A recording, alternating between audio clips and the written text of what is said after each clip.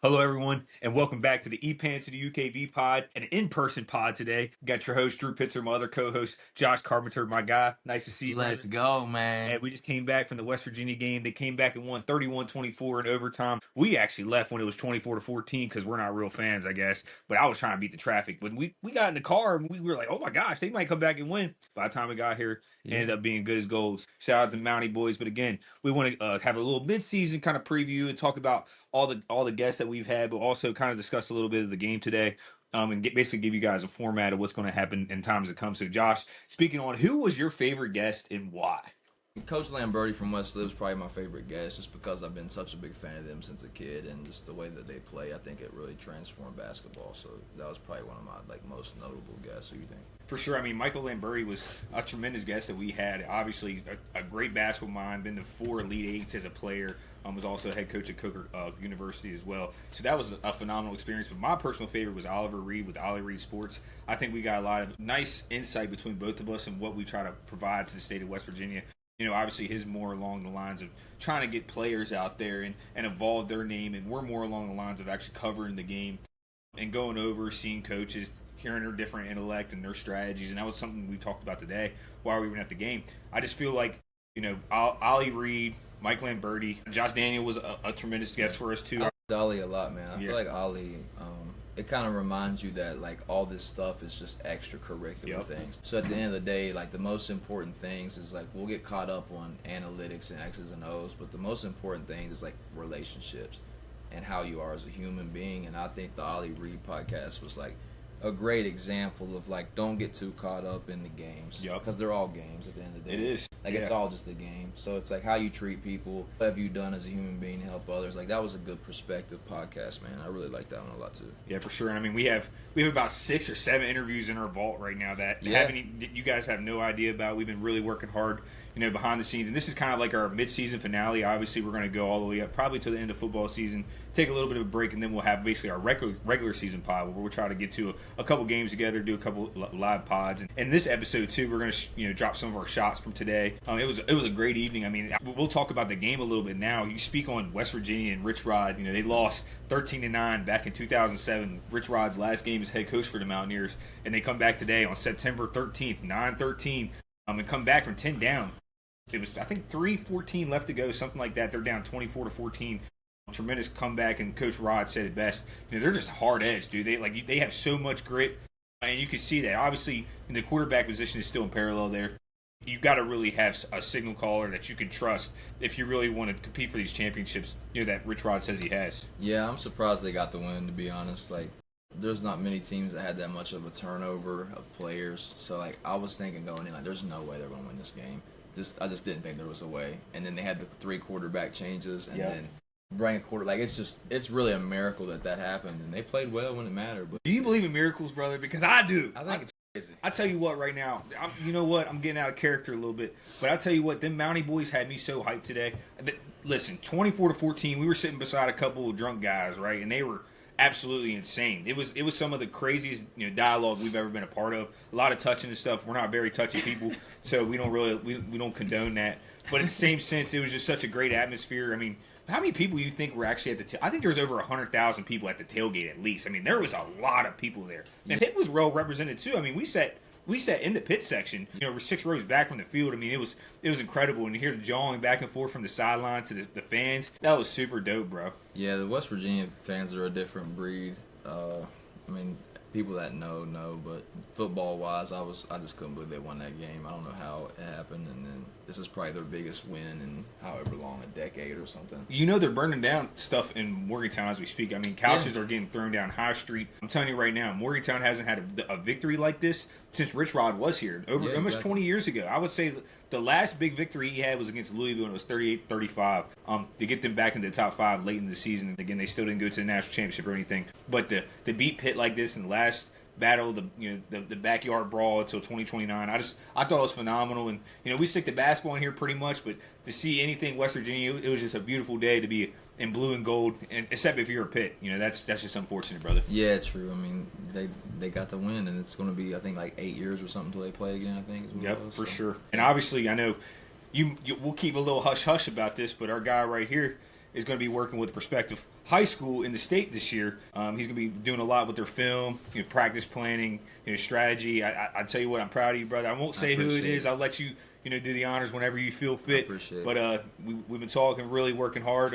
I think this guy right here is going to be a heck of a coach. If you're lucky enough that he's eventually your head coach, you're going to be learning from one of the best, brother. I appreciate it, man. Yeah, I'm super excited, man. Like, we talked about this on the early pods, what our journey was with basketball and how we fell out of love with basketball and how we matured and grew and learned from things. Yep. And I really wanted to make sure that I never got back into it cheating it. So I was making sure if I ever get back into it in any space, I was going to be able to fully commit to it, give my all to it, not have to worry. I'm not going to do it part-time. I'm getting into it as a full-time.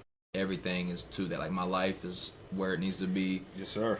So I handled all that. Yeah, I'm super excited, man. I'm excited and I'm super competitive, and I've been learning a lot just from talking to these coaches we've talked to, from experiences, and I think that's the most important thing. But yeah, I'm super excited, man, and I'm super competitive, and I don't think there's going to be many people out there, especially in our state and at our high school level, that's going to approach it the way I approach it. So I'm super excited. Like I told you, even it's a gift and a curse for yourself, but you hyperfixate. So whenever you're locked in on something, you're super locked in. You're always dialed in. It's just, sometimes whenever you feel like you were cheating the game, that's why we both went through it. It was times that we weren't 100% all balled in. But now when you look at us, we really try to elevate the game in the state, not just for us personally, but to make sure that the overall product is well represented. And Josh does a great job of really looking at the deeper side of basketball. Everybody thinks it's just a game where you shoot some threes or you get to the rim, there's some dunks, it's flashy. But there's so much more to the game that I think Josh is really, that's what he's going to specialize at. I think the skill development side of you is really what's going to come along. And again, you'll be working with probably one of the best in the state, and you're already starting to build those roots.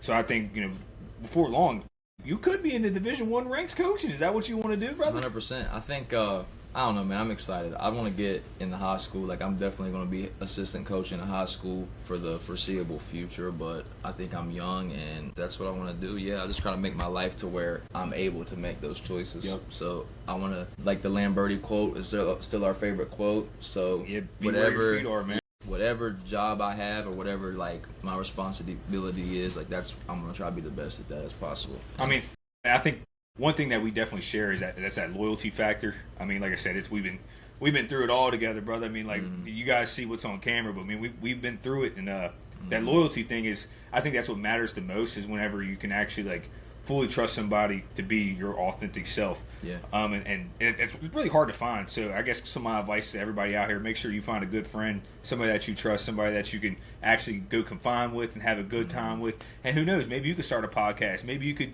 do whatever you want to do. But things are definitely looking up for both of us. For halfway through the season, it's been tremendous. So we've gotten plenty of support. We really appreciate you guys. Again, we're going to start selling advertising space for the pod as well too. If any of your businesses are interested, just contact one of us via Twitter, Instagram, Facebook, whatever. Also, we want to make sure that you guys know that we do. I read all y'all's DMs. I see a lot of your guys' DMs on TikTok. And I don't always get to respond. I apologize. But we see the coaches and the players that you guys want us to interview, and we're going to get to everybody, I promise you. But, we have, like I said, we have about 6 or 7 in our vault right now, and we're not trying to overpopulate our channel by any means. But during the football season, with me broadcasting with the home team, it's just kind of more of a step back. But now, whenever we get to get in person and creating a pod, it's just it's all funny. For sure. And I guess that's where we're different. Obviously, that's kind of like a 90s thing. Yeah. It's it's either kill or be killed. But, man, just in the game. Outside the game, we can be cool. But, I'm not going to be sharing ideas with you when the season starts next week. Of course.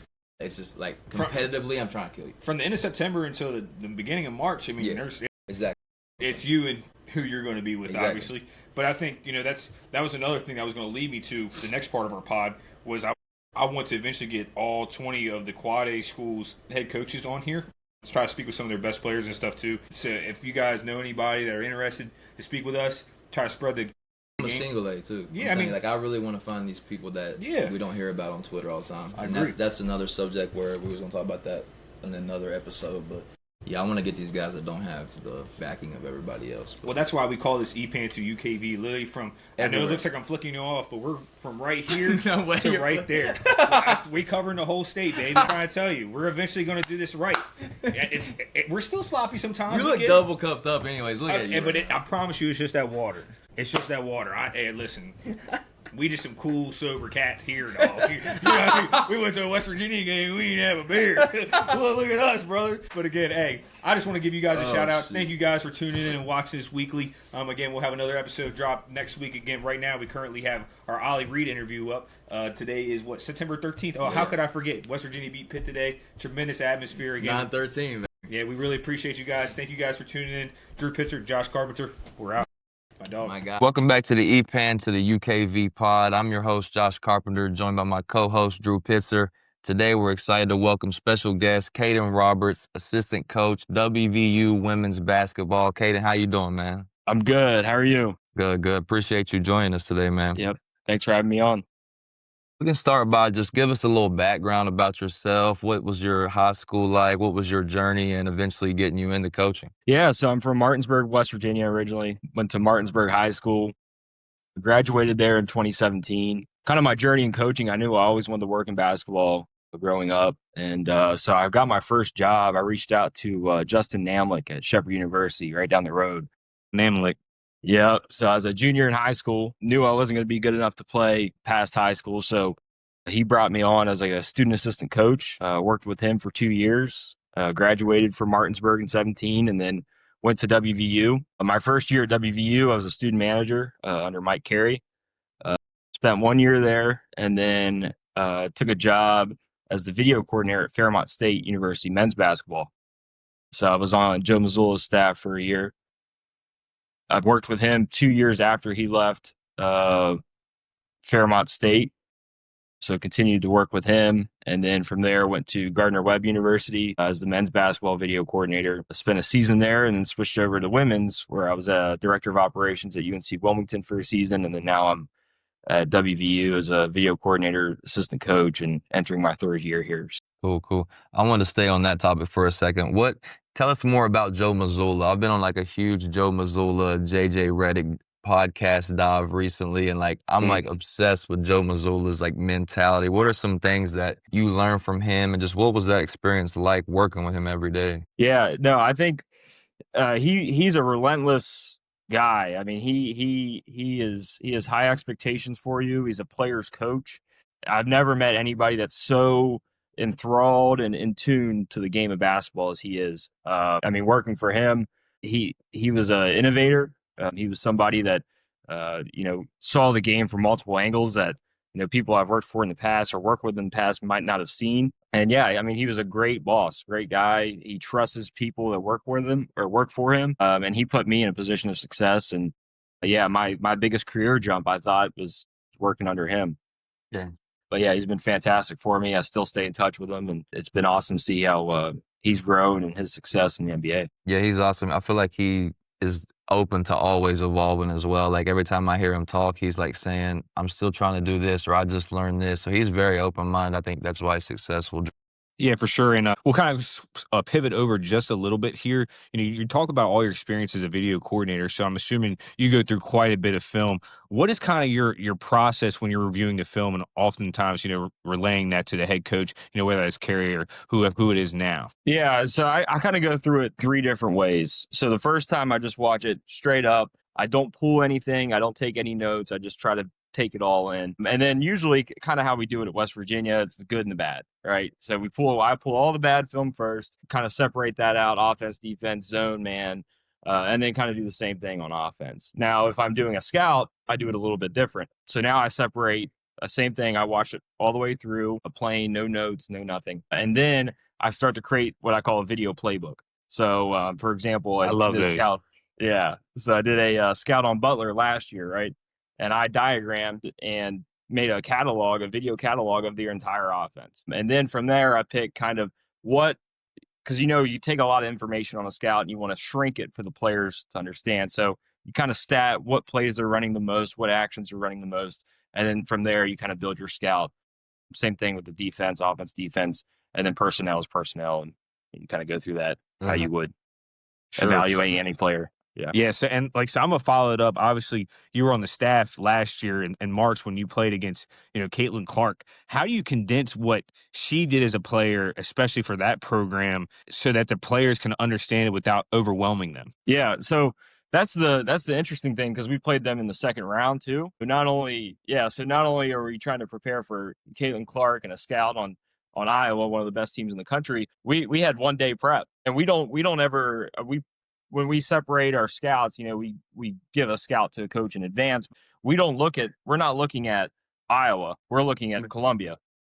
Or we played Princeton first round. So we're looking at Princeton. You gotta get by them first. Yeah, I got to get by them first. So now, you kind of self scout a little bit. What can we do well? What can we exploit with them? And then you kind of shrink them into a micro, just basically a micro scout. Mhm.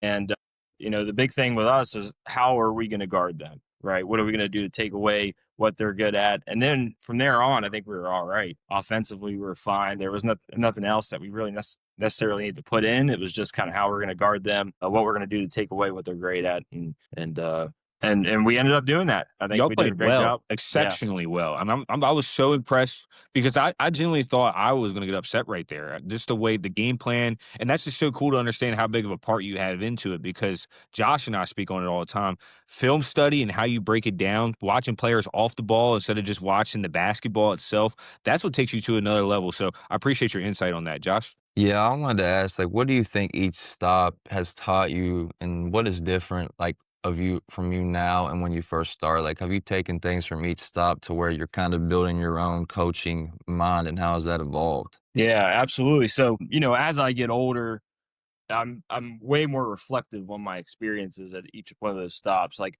Shepherd kind of gave me the intro to college basketball. It was not necessarily, I wasn't developing my man zone philosophies or anything there, but I was learning, what my expectations, or what the expectations were within a college basketball program. So, I kind of took my 2 years there when I went to WVU to work with the women's team as a manager. But that one season there, I kind of learned the inner workings of a Division I program, and kind of the behind the scenes. Managers are doing a lot of grunt work. So those first 3 years kind of just gave me the intro. Fairmont State was my first jump, my first really big responsibility, where they had a lot on my plate. And I always talk about the Fairmont State experience. We were seven all under 30, just kind of spitballing and trying to innovate, and we were winning games too. So I think Joe and that experience taught me to be open-minded, how to innovate, kind of do stuff a different way than you would expect, or what the expectation is or basketball. 2 years working with him with the Celtics, that was big into like analytics and diving into that, developing an understanding for that. Gardner Webb kind of taught me what I wanted to do. From my experience there, I knew the path I wanted to take after a season there. Same thing, it was video stuff, so it was kind of a continuation of Fairmont State and Celtics work. UNC Wilmington was operations, so I never had been a director of operations before, so that gave me that experience. And then West Virginia has kind of tied it all together. Overall, I've held a role in just about every section of basketball. So I'm never thrown into a situation that I can't handle. I've been there before. So I think my total survey of experience has done a good job Yeah, 100%. covering all those bases. For sure. How important is it, like, for young coaches to learn the business and, like, logistical side of basketball? Because I think a lot of coaches are like, well, I want to get into coaching. I think you doing player operations or just team operations, like, how many things that you didn't know that you had to do at Shepherd when you came to, like, these other schools? Were like, wow, we have to do all these things? Yeah. So I say it a lot. I tell people I think it's mandatory that you should have to work at a smaller level. Than you should never be able to go straight into Division I. I think it should be mandatory. You should have to either work in high school, Division III, JUCO, D2. You have to. I think it's mandatory. It should be mandatory. Not only does it give you a great sense of humility, but it also puts you in a position that once you get to the higher levels like WVU or a high major school, you have been put in a position that you can handle every single role in basketball. So, like, if everything stopped right now and they said, Caden, you need to be a director of operations, I'd be able to step in and be the director of operations. They said, you need to be a director of recruiting, you could do director of recruiting. We needed another assistant coach. Well, I'm now like I can hop in and do a workout or go recruiting or whatever I need to do. So, yeah, I think it's incredibly important that you need to work at a smaller level. And for anybody working into or trying to get into the game, start early. And the biggest thing, and people, when I talk to people that want to work in basketball, you have to be willing to work for pennies. Like you might not get paid. My first, let me see, 1, 2, 3, 4 stops, nothing. Yeah. No money. So that's another thing. And if you can do that, if you can weather that storm, you have a pretty good shot at making it in basketball. Yeah. For sure. So Josh, I think this is so cool when you think about it. Obviously you look at Eric Spoelstra, and he started off as a video coordinator, over 35 years ago, or about 30 years ago for the Heat. So obviously, you're on the women's side of the coin, and you said you pretty much operated any of those roles that you could possibly have, other than one crucial role that I see, and that's being a head coach. Yeah. Is that something you're interested in? Somewhere down the line, potentially. But I think when you get an opportunity to work at your alma mater in your home state, working for a great boss for a great program, I think you need to ride that as long as you can, right? So I'm very happy where I'm at currently. Over the years, I've kind of developed my own philosophy, kind of stuff that I've pulled from different coaches I've coached against. I've gone against Crutchfield, so I've taken a lot from him. Joe was kind of the same way, but I have my own philosophy, my own plan. But where I'm at now, I'm really content.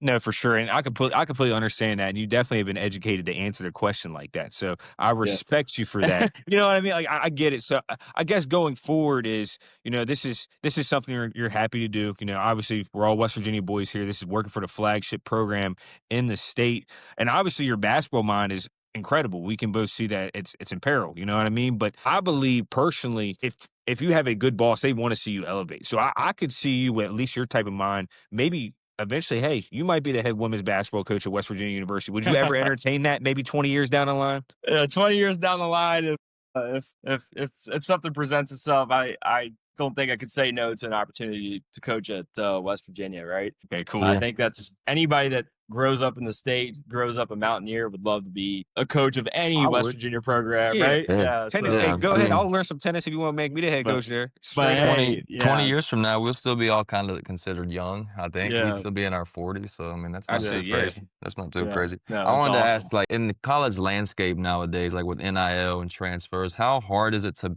when you get to a school, convince the community that, hey, we're here to build a program, get everyone involved, believe the vision? Like, how much harder do you think it is now to build that community at a program? Yeah, I think it's kind of interesting. It's different.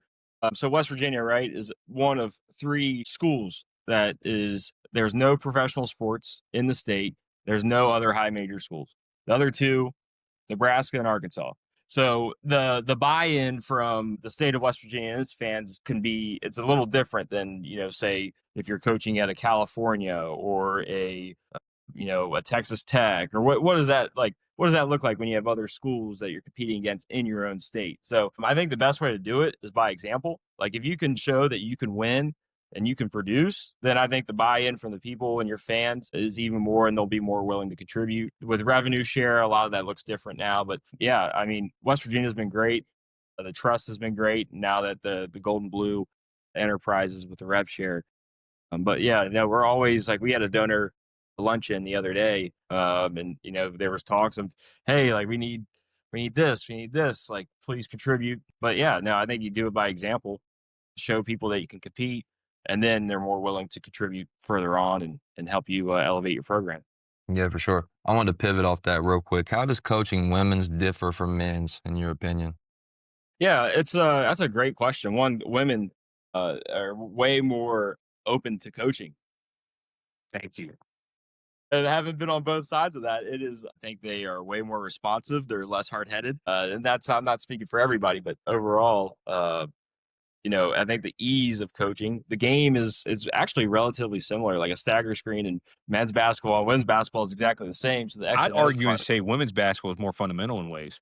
It is. It is. You have to. It say? has to be. And so I coach post players at WVU, and our posts are 6'3", 6'4", right? Compared to when I was Fairmont State or Gardner Webb, 6'9", 6'10", 6'11". You have to be more fundamental to get that shot off. You can't finish at the rim. You can't dunk it. So you have to be more fundamental. Same thing with the guards and the forwards. But I think the game overall is a little bit it's slower paced, which I think is good from an X and O standpoint. It's a little bit easier to process it as a coach. You can break it down and see it live a lot better, especially when you're playing like I coached against Duke or somewhere like that. You see Paolo Banchero flying down the floor. You can't really, as a coach, can't process it as fast. Yeah. But yeah, no, I think overall there's a lot of similarities. I think it's a lot closer, especially now as the game has developed on the women's side. We coached JJ Quinterly, and she's as good as any As it gets. men's guard I've ever played against. Especially, I just want to say, if you just put the ball in her hand, the only difference I truly see from men to women is just physicality and size and speed. Mm-hmm. Yeah. But I think the women's brand of basketball that makes up for it well with the way that they're, especially over the last probably 10 years or so, and you see the new foundation of talent, you see how fundamentally sound the game is. Every possession, you're seeing a half-court set because, like you said, it's slow. You're not getting near the transition points. So if you're a pure basketball mind, like us three, like Josh, I know Josh loves it. Josh, we were talking about how we just love watching people off the ball and seeing what they're doing. Like you say, stagger screens, maybe going through banana cuts or coming up through an elevator. Like I love just watching those type of plays. So I think that you just made a really good point right there, Cade. I appreciate it. Yeah, no, it's I've enjoyed, and having come from the men's side, now I have a full survey of everything. Yeah, no, I love working with the girls or women every day. And yeah, I mean, it's really the same thing, especially when you get to the high level like this. Some of the people you're playing against, the Caitlin Clarks, like the Haley Van Liths, like that, it's just as intense, as serious as, it's as the men's games.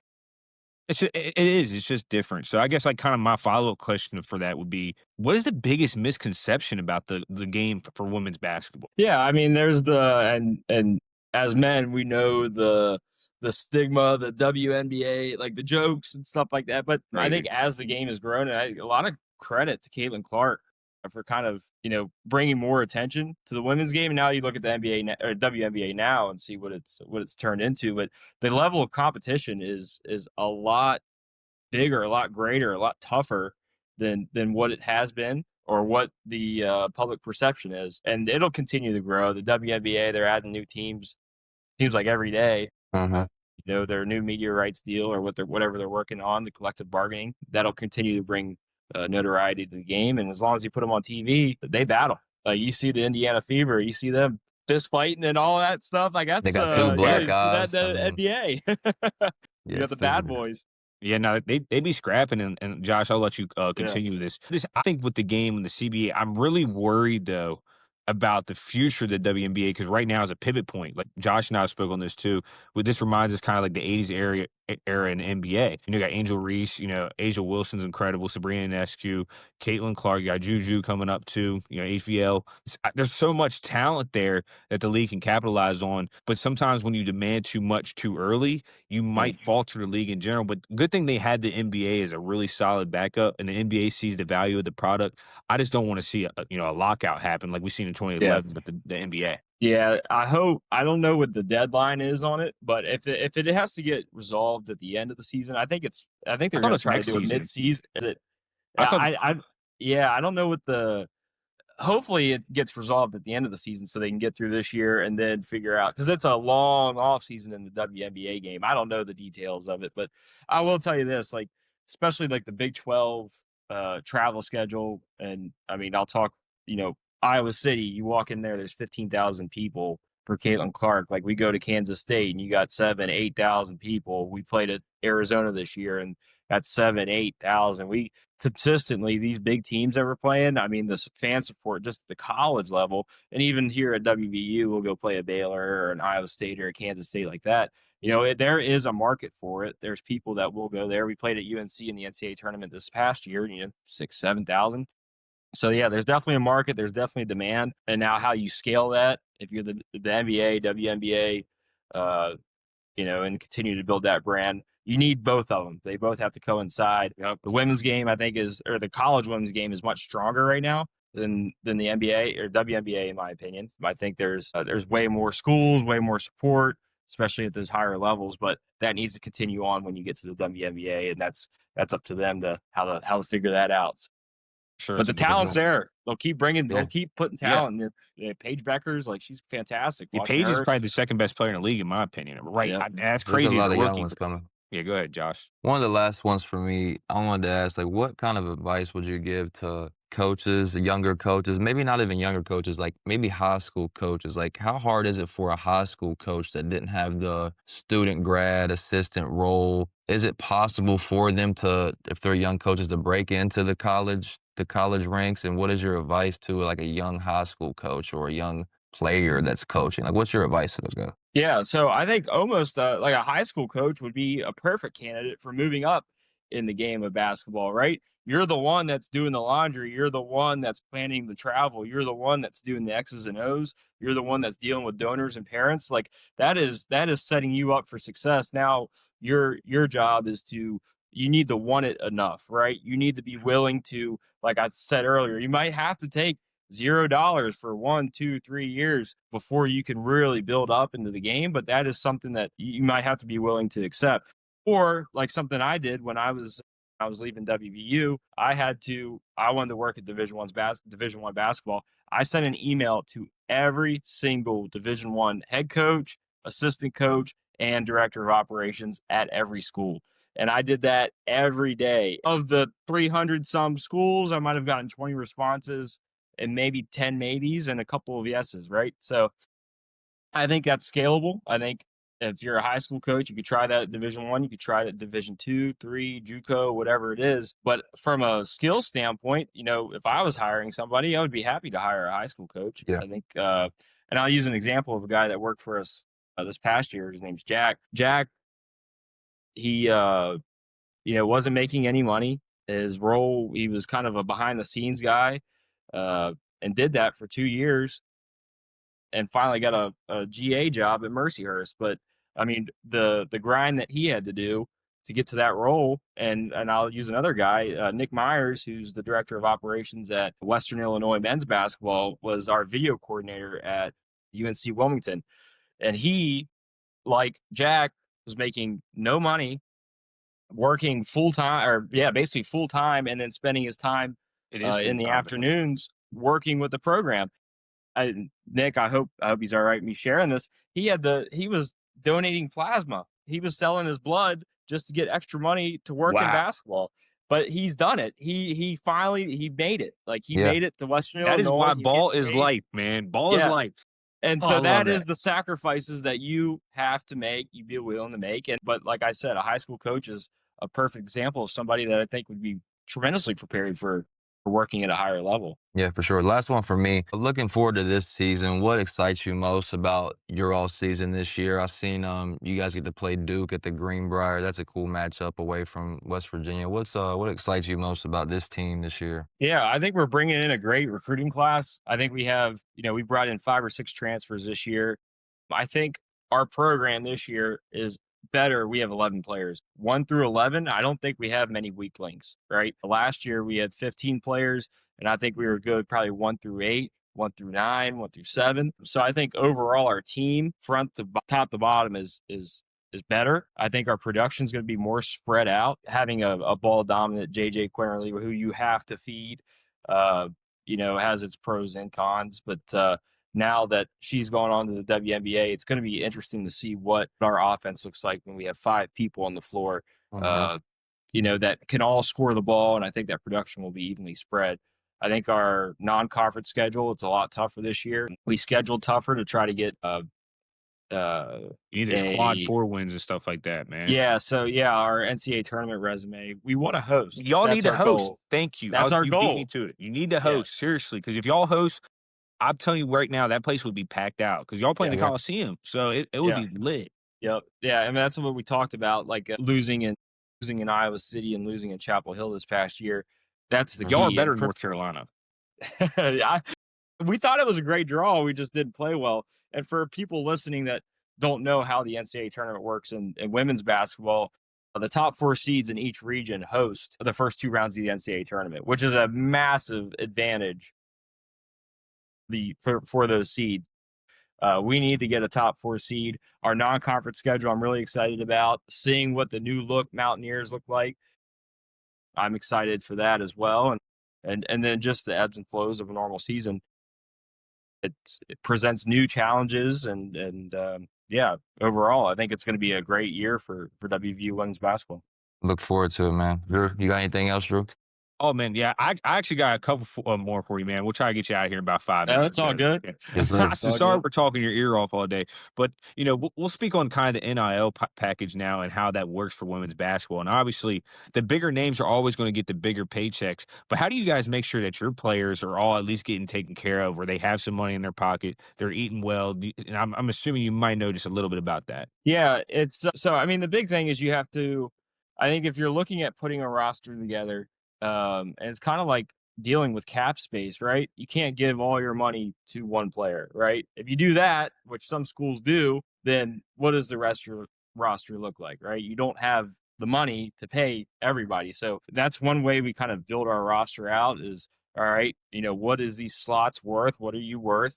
And then you have to perform, right? An athlete, it's like just like having a job. If you don't perform, you get fired, you don't get paid, right? So as an athlete, you have to perform, but we take care of our own. Like if you have a good season, if you do what you're supposed to be doing on and off the court, then you're likely going to get taken care of. You're going to see increases. And I think that's pretty much standard across the country, right? It works just like any job you would do. And yeah, so there's a little bit of a balance too on how you build your roster. It's easier to say, hey, we'll just give all this money to this number one recruit, right? But then what does your team look like? We take care of our own. I think we do a good job of that at West Virginia. And then for people coming in, we give them competitive packages. For sure. And so like now, because like I said, this is all unique and this is new this year, essentially, that you guys can actually pay your players directly. I'm assuming there's some sort of salary cap, and I don't know if you could talk about the exact number, but if you can give us like a ballpark on what basically your whole team is able to get a piece of the pie of. Yeah, so I think the schools do a percentage, so it's like revenue sharing now. So there's a certain percentage. I'm not sure what that percentage is. Of that like athletic department revenue, and it changes. It's crazy because it changes every year. We have meetings, like compliance meetings, constantly on this. So one year it's like you go through a trust, and now you have rev share, and it's honestly a whole lot to take in, and it's crazy because the ball is always moving. It's like there's new legislation, there's lawsuits, there's all sorts of different stuff. So yeah, I don't know what the percentage is. I know it differs from school to school. So I'm just using a school's example. Alabama football is going to sink a lot of money into their men's basketball and football programs. How much does their women's basketball team get? Or if you look like a school like Iowa, who's been great in women's basketball, they might give a bigger percentage to women's basketball as they would to another sport. So it changes. I'm not sure what our number is, but yeah, that's kind of just how it works. No, I feel that. Like profit sharing, it's basically like everything in business. You know what I mean? It's just how you are what you worth. And I truly believe in that. This would be kind of like my closing thoughts with you going forward with the game, not only in women's college basketball, but in the WNBA and really in general, all women's sports. They're all starting to gain more popularity. And I think it's going to be such a great position for these ladies to go through. And I think our job as men is we got to help promote that as well. So that's why we thought it was special to have, Caden Roberts, assistant women's basketball coach from West Virginia, to join us today. We really appreciate you. I mean, obviously you have so much experience, director of ops. You're right in my backyard in Martinsburg. Yeah. Literally my backyard. Boys. I live in Shepherdstown. So, I mean, I can see Shepherd University across the street right now. So it's just super dope, man. I'm proud of you, brother. You represent us really well. Gosh, really appreciate you too, man. This is a great experience, and we appreciate you, Caden. Thanks for having me on, guys. Yes, sir. Appreciate it, man. We'll stay in touch for sure. Yep, absolutely. Caden Roberts, West Virginia University women's basketball coach. Have a good one, my brother. Yeah, you too. Sir. Thanks, guys.